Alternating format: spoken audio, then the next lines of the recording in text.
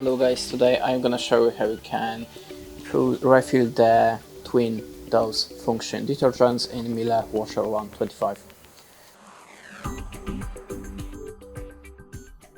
So the chamber for your TwinDos usage detergents are located here. You have to open the lid from it, and there we have the detergent for the white and color laundry. You have to remove the yellow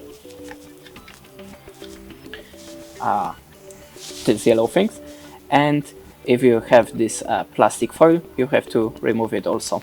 After that, you have to put the number one, it's a white, so put it in this way. Oh, sorry, there we have the number two.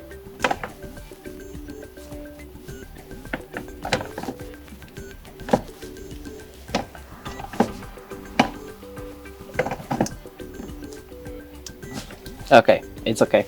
Never did it before. So just put it back, and the detergents are gonna be refilled. That's it. Thanks for watching. Leave us a like or comment, and goodbye.